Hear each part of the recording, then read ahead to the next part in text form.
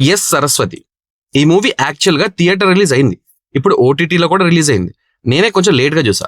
ఈ మూవీలో చాలా షేడ్స్ ఉన్నాయి, కానీ ఎండ్ ఆఫ్ ది డే ఇది ఒక కోర్ట్ రూమ్ డ్రామా మూవీ. ఎందుకంటే ఒక అబ్యూస్ జరిగింది, దాన్ని కోర్టులో ఎలా ప్రూవ్ చేస్తున్నారు, కోర్టు ఇచ్చిన జడ్జిమెంట్ ఏంటి, ఇదే మేజర్ కాన్ఫ్లిక్ట్ ఈ మూవీకి. అయితే లీడ్ క్యారెక్టర్ ప్లే చేశారు వరలక్ష్మి శరత్ కుమార్ గారు. కానీ సర్ప్రైజింగ్లీ ఈ మూవీకి స్క్రీన్ ప్లే డైరెక్షన్ కూడా తనే చేశారు. సో ఇంత తెలిసాక మూవీలో కంటెంట్ ఎలా ఉంది అని కూడా చూసేయాలి కదా. సో ఇంకా లేట్ లేకుండా మూవీ ఎలా ఉందని మాట్లాడేసుకుందాం. దానికన్నా ముందు మన ఛానల్ ఇంకా సబ్స్క్రైబ్ చేసుకోకపోతే ఇప్పుడే సబ్స్క్రైబ్ చేసుకోండి, సపోర్ట్ చేయండి. Thank you. సో ఇంకా స్టోరీ ఏంటంటే, లక్ష్మి తన 7th క్లాస్ చదివే కూతురు సరస్వతిని స్కూల్ దగ్గర డ్రాప్ చేస్తుంది. అలా డ్రాప్ చేసి ఈవినింగ్ పిక్ చేసుకునే టైంకి సరస్వతి మిస్ అవుతుంది.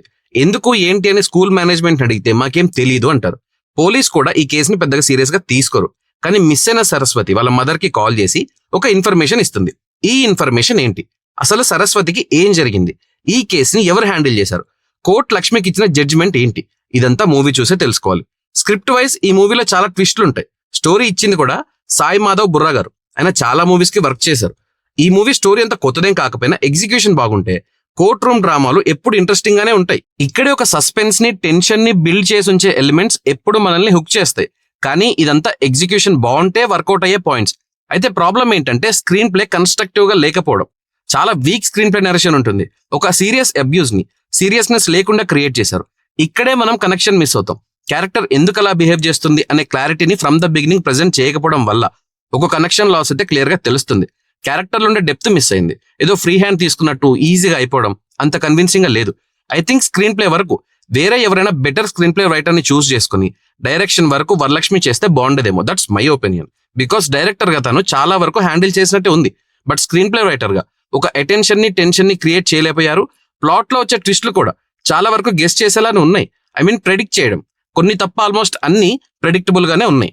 నెక్స్ట్ ఏం జరుగుతుంది అనే పాయింట్ ముందే తెలిస్తే మనల్ని హుక్ చేసే థ్రిల్ మిస్ అయిపోతాం. సో ఈ విషయంలో వరలక్ష్మి గారు ఆర్ ప్రొడ్యూసర్ అయిన స్క్రీన్ ప్లే రెస్పాన్సిబిలిటీని వేరే వాళ్ళకి ఇస్తే బాగుండేదేమో. బికాస్ పేపర్ మీద ఉన్న స్క్రిప్ట్ స్క్రీన్ మీదకి వచ్చేసరికి చాలా చేంజ్ అయిపోతుంది. పేపర్ మీద పవర్ఫుల్ గానే అనిపిస్తుంది, ఆన్ స్క్రీన్ అవుట్పుట్ వేరేలా వస్తుంది. ఇంకో మెయిన్ థింగ్ కాస్టింగ్. అసలు ఎంత మంది ఉన్నారంటే చిన్న క్యారెక్టర్ అయినా సరే నోటీసబుల్ యాక్టర్స్ ని యూజ్ చేశారు. సో స్టోరీ ఇంపాక్ట్ కానీ సిచ్యువేషన్ ఇంపాక్ట్ కానీ గట్టిగా రీచ్ అవ్వాలి అని. ఈ మూవీ ప్రొడ్యూసర్ కి బడ్జెట్ మొత్తం మేజర్ గా రెమ్యునరేషన్స్ ఇవ్వడంలోనే వెళ్ళిపోయి ఉంటుంది. వరలక్ష్మి, ప్రకాష్ రాజ్, గెటప్ శ్రీను, మురళీ శర్మ, రావు రమేష్, నాజర్, ప్రియమణి, జీవా, రాధిక గారు, ఇంకా చాలా మందే ఉన్నారు. జీవా గారికి వాయిస్ ఓవర్ ఇచ్చింది కూడా అడివిశేష్ గారు. ఇంత కాస్టింగ్ వర్క్ చేశారు మూవీకి.